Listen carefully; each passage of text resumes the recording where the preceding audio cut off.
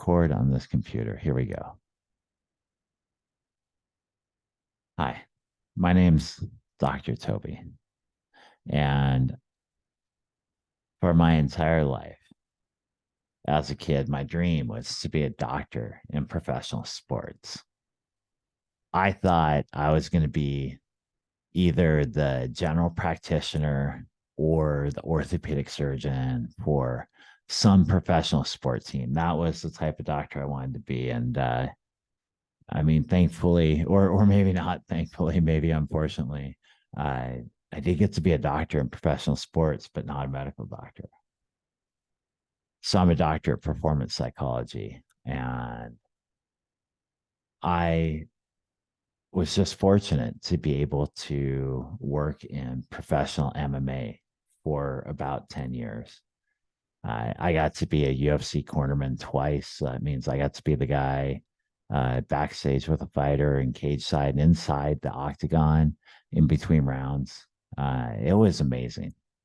What what an incredible sport to get to be in.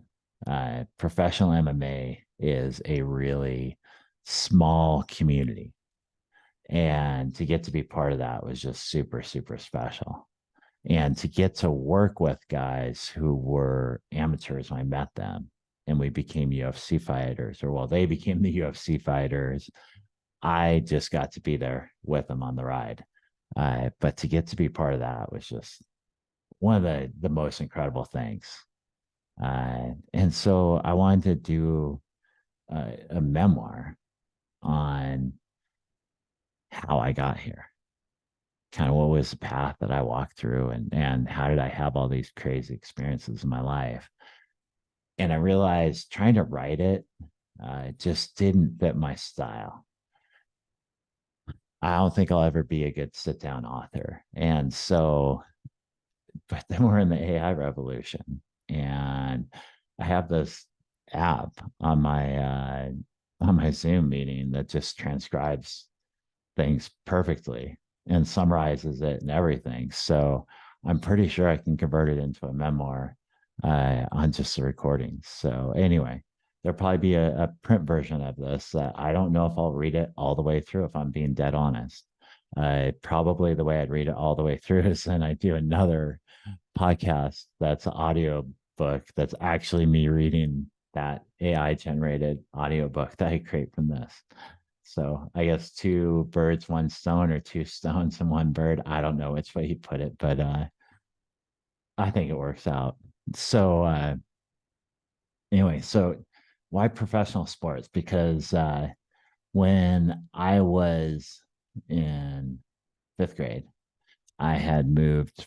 This was like my what third move in my life then. Not like terrible, terrible, but just we bounced around a little bit for from second grade to third grade. I switched houses in the same town in Minot, North Dakota. And then from then from third grade to fourth grade, I moved out of state, moved down to Arizona and lived there for fourth grade. And then fifth grade, I moved to what I call my hometown of Estes Park, Colorado. And when I got there, one of the things that I guess kind of bond with is through sports is professional teams. And at that point, it was the Denver Broncos. And I just had this dream that somehow I'd work for the Denver Broncos. And I let go of the dream of working for the Broncos specifically, but I didn't let go of the dream of working in professional sports. Uh, and so I had wanted to figure out how to do that, but then in college, I wasn't super applied. I was a young 19-year-old 18-year-old when I went off to college, and I didn't really want to study. I didn't want to work that hard on learning stuff because there was nothing that was compelling to me. Nothing really interested me. And so my freshman year, I went to this private school in Kansas, and tiny school, like, gosh, I think there were 800 students in the entire residential students at the school. So it pretty much was smaller than some of the high schools here. And oh, I'm boring people, huh? Or am I? I don't know. I can't tell. Doesn't look like I got too many people watching. But if you guys are enjoying, how about some likes or something? Show some love for me. Uh, anyway, the thing that I really enjoyed about it was, um, or what I enjoyed about college was just being being around a bunch of people my age, living pretty much free, with limited responsibility, and life was pretty good. Especially then, because back in the '90s, life was way more affordable than it is now. I mean, it's ridiculous. Yeah, absolutely ridiculous how expensive life is. Um, I don't know why. I don't know why it has to be this way. It's terrible.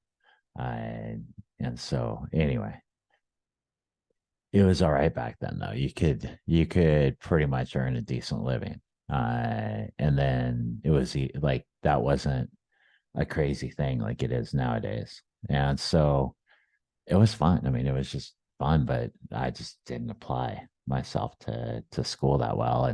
And I was getting a chemistry degree because somehow that was a degree I needed to get a master's. If I were to go back, for sure, I would have done psychology from the start. I didn't realize what it was as a field. I had to live life and mature, uh, through natural processes, through just the environment, through just living. And then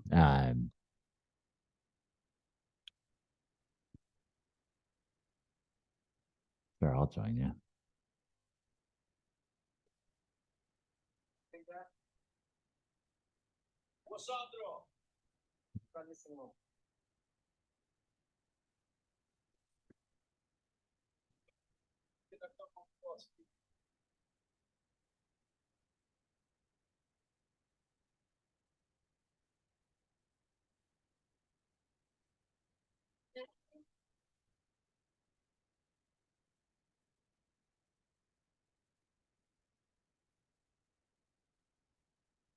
Well, I lost track of where I was right there. So there's probably not going to be edits on this. It just is what it is. If I get lost in a train of thought and I don't come back to it, I guess we just got to hope that somehow magically I come back to it. Maybe I'll find it in the notes on the summary. So, AI program taking the notes. If you're really intelligent, put a reminder or something at the top of the page. Hey, come back to this thought at some time. I don't know if it'll work. It'd be cool if it does. So I I went my freshman year in college. I actually was an athletic trainer, and that was my first step into working in athletics as a professional full time. I was just not. It was unfortunate. I wasn't really if I look back, I just wasn't mature at that point in time. I had a lot of things going my way, going really, really well. And I chose to look at the negative instead of the positive. And damn, if I would have if I would have reached out to a counselor, a psychologist back then, shit, for sure, for sure, I would have seen that program through, become a certified athletic trainer. Who knows, but would have had some cool opportunities and some cool life come through. And I didn't, because I felt like it didn't feel like a good fit to me because the school was so small. I mean, it was 800. That's where I was. It was 800. It was a tiny, tiny school. And so it felt like a high school. And that just, I don't know. you had two girlfriends there and you're pretty much done. I mean, it was kind of interesting that way. And and then the only thing there was to do was freeze your ass off in the winter and drink. And that just wasn't the two options I wanted to have through the winter. I wanted to have more options than just those two. I mean, I was cool with the option to drink. Don't get me wrong there. I just didn't want to have that be the only and best option all the time because I figured that was no good for me. So then we get to the next bit. So I transfer out of there and kind of walk away completely from that dream and everything and didn't realize what I was doing. I mean, I had completely just like snapped the keel off my boat and acted like it didn't matter. And that's wild to think of now in retrospect. And that was so impactful. And I didn't even give it the time of day. I I think the thing that I've seen now as somebody with a who works in performance psychology is that we can get really good at achieving short-term goals and we can really start to stack little micro accomplishments on top of each other that we feel like we're really moving somewhere that we want to be moving, that we're doing great things. And the reality is, if we aren't paying attention to our trajectory, if we aren't really focused on making sure that we're feeling truly motivated, that our actions just feel super authentic to who we are, we end up with just we end up with this terrible feeling of being successful and hollow because we're not actually getting anywhere. We're doing hard work and we're striving and we're making progress and we're feeling strong, and yet we're feeling like it's for nothing. And so it makes you kind of nihilistic and not an optimistic version of nihilism either. It just kind of it's weird. It's like you're highly confident and capable and just defeated. And it's really self-doing because you get hooked on this feeling of the small accomplishments of getting good at being like this taskmaster,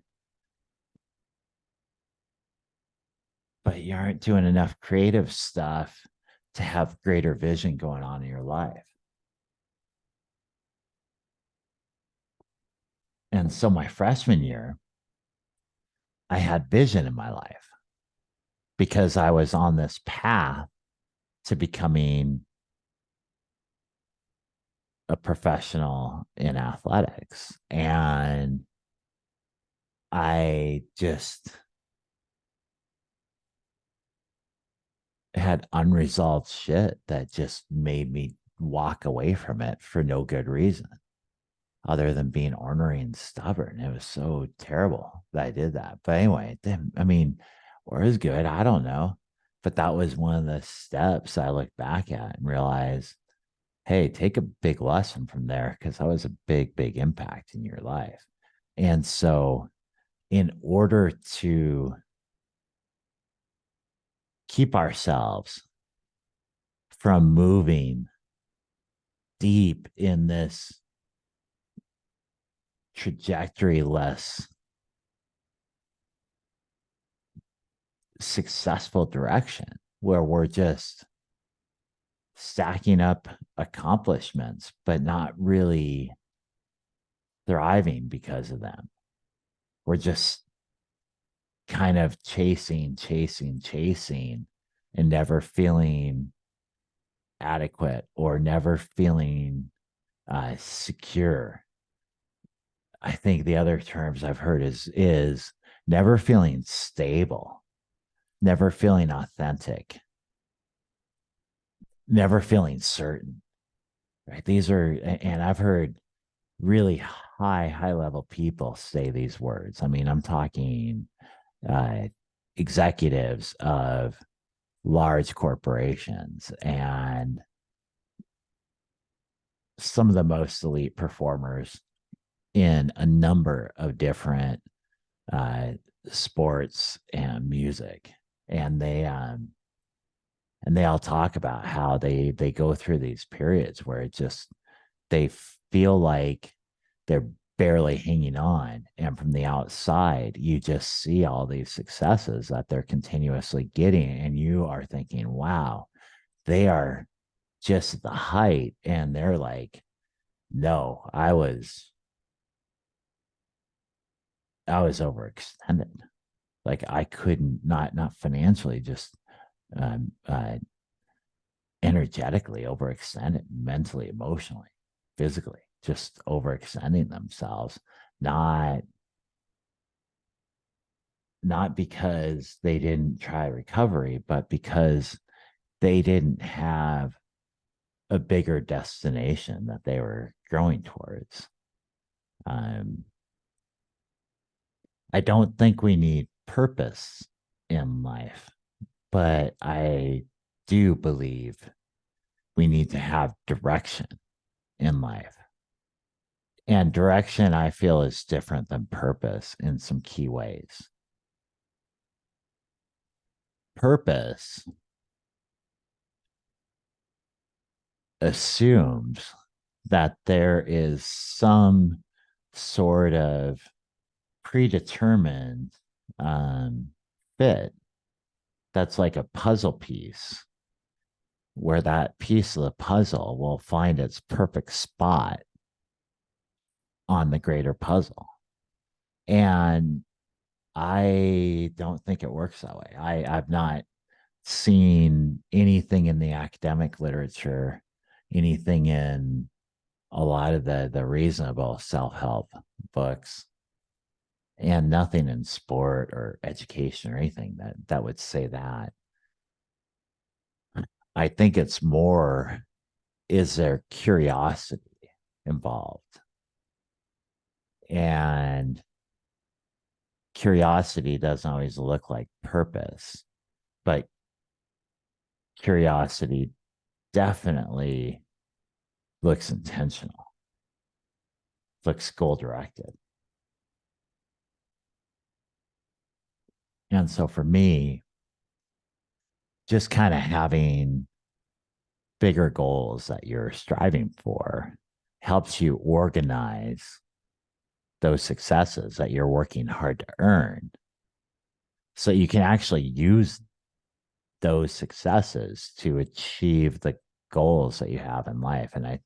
And just that it is, I know it sounds just hard to believe, but a lot of times when there's strife, internal strife in a high performer, what it is that connection to those bigger goals of how these individual successes are going to get them there. That will essentially, that is the sorry, I got distracted by the TikTok. I quit looking at that thing. Um, but that if you disconnect from the bigger goals, your choices in those smaller steps could end up making you move in a circular manner as opposed to in a direction that will get you to your goal. And what happens when you move in a circular manner is you feel like you're traveling a lot of distance and you're not covering any meaningful ground. And that starts a story that your efforts are not actually going to help you achieve your goal. And instead, your efforts are wasted. You're Sisyphus.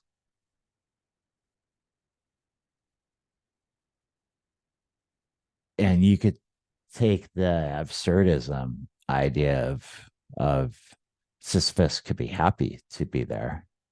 But I think it's more eventually over time when we're doing repetitive things create injury, and not just physical, but I think they create mental injury as well, because you don't want to groove the brain that hard. It takes growth away from you. And with growth taken away, that's a problem. So, I don't know where I was going with that.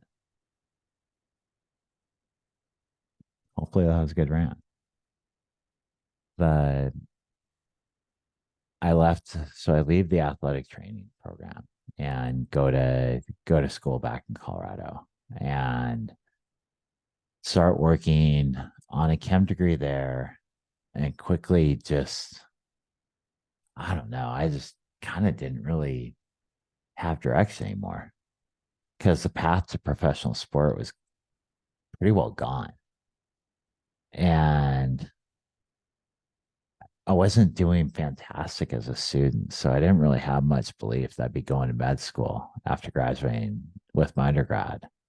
And so I kind of, what happens is you fall into this trap of languishing.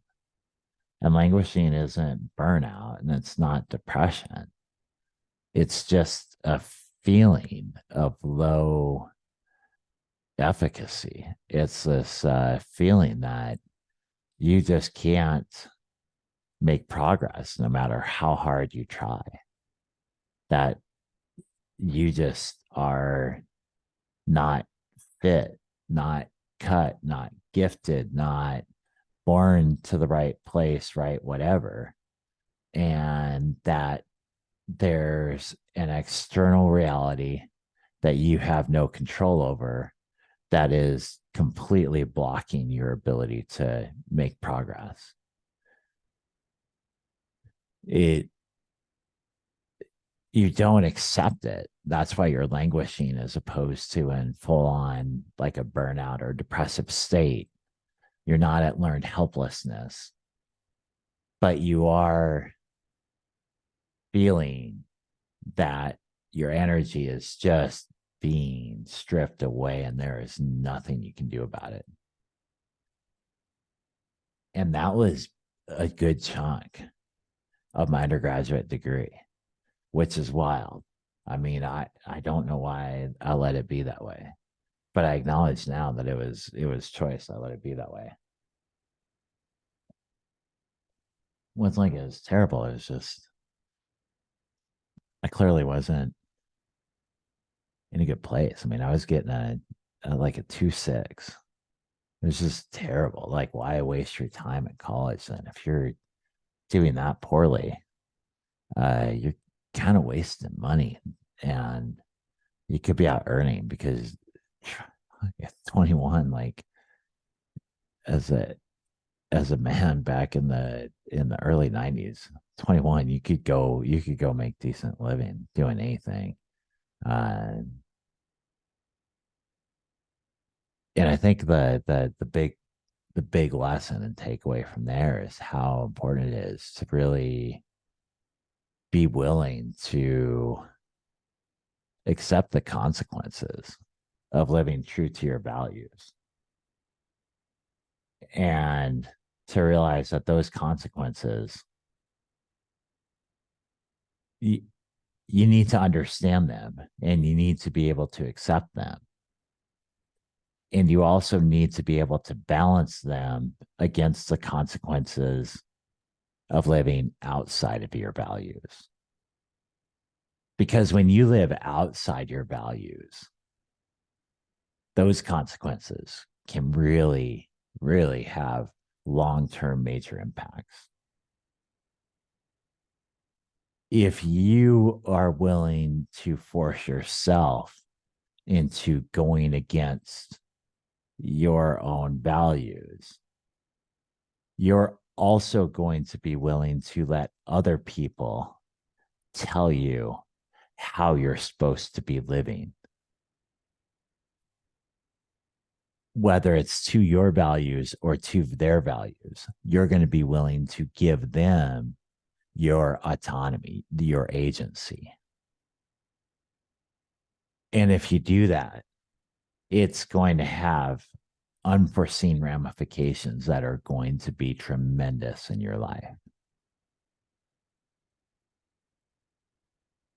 So, to counter that, what I've found has worked best in working with a number of elites who have accomplished just amazing things, world championships, is that you acknowledge the cost of holding onto your value,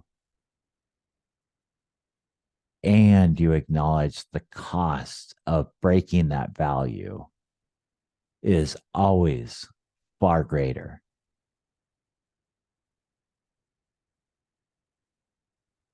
And wherever you feel yourself really breaking away from that, from those top 5, top 3 core values, when you find yourself really neglecting them because of what you see is a life necessity, you are doing a huge amount of self harm that will require effort to heal and repair from.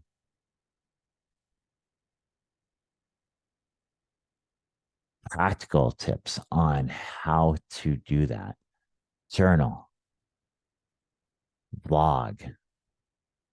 We should really be willing, if we're willing to put our life on blast, why not be willing to allow ourselves to be at least open and honest on our own social media as a way to benefit ourselves by communicating what we're feeling, what our internal state is.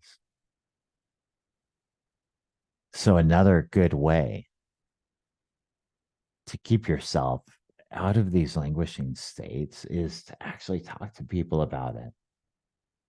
Now, if you're not at the level where you feel like you can talk to your friends about it, then hire a professional, hire a therapist, hire a coach, but hire a professional to have somebody to talk to so that at least you can, with another human, communicate your thoughts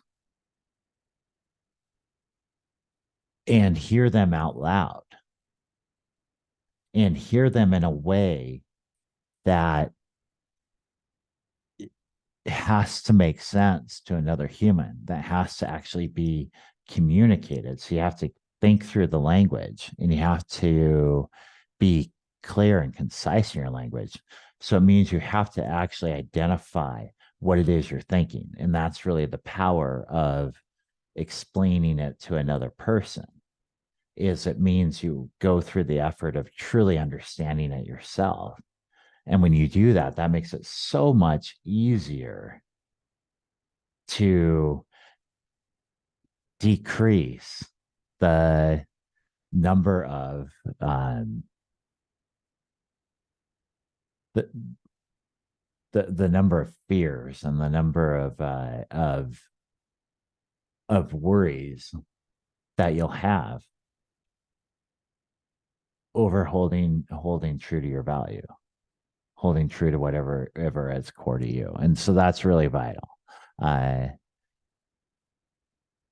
so that's another way to deal with that. And then, another fantastic way is to basically go through and do these different types of value exercises.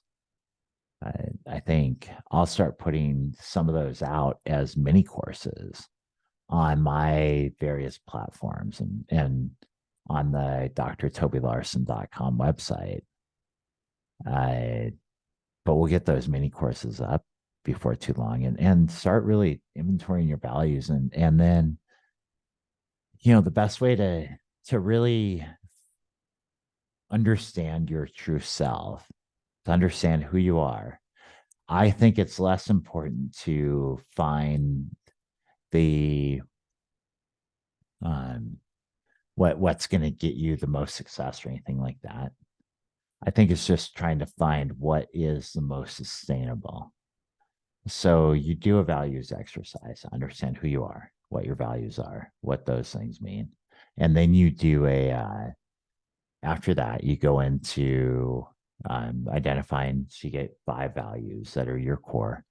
Then you pick one, and for a week you just have that written down and something just kind of in your face that lets you know this is the value you're working on and this is what that value means. And you pick points during the day to make decisions that are intentionally expressing that value. So you get used to making decisions based upon that value and living with the consequences of that. Now we learn by doing things that give us about 80% success rate. So we want to fail about 1 in 5 times. So we want a couple times. We want it to be done in a way that, it's hard enough that there'll be a few times where we will end up having to violate our value. And that's okay because we'll understand what that feels like and what that means. And so we learn from the failure just as well as we learn from those 4 successes. And so that's one of the things that when I work with my clients, it's not talking to them about how they should feel, what's right, what's wrong, what other people do. It's a lot of times because advice is worthless. Only the person has the full picture. The person giving the advice doesn't. So the advice is biased, and generally biased advice becomes misinterpreted, blah, blah. Sound like advice. I don't think it has a place in this type of work. What does have a place is good guiding questions and seeking to understand drives and desires.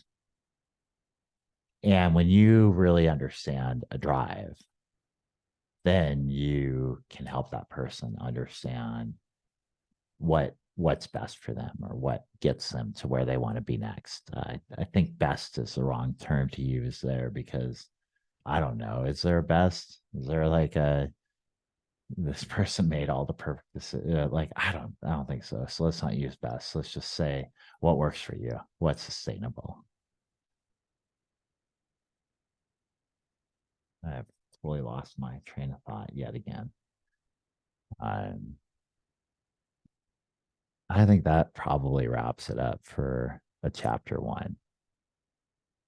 We're gonna just cut this for now, and I'll see what comes out of this. I'll be finding a place to load it up, and probably for sure it'll go on my YouTube.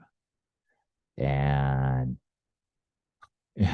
good luck getting on TikTok. I don't know if all the clips and stuff like that, but at least I went live for TikTok. But you can buy my YouTube and it'll be up there. Anyway, hope you enjoyed the first chapter.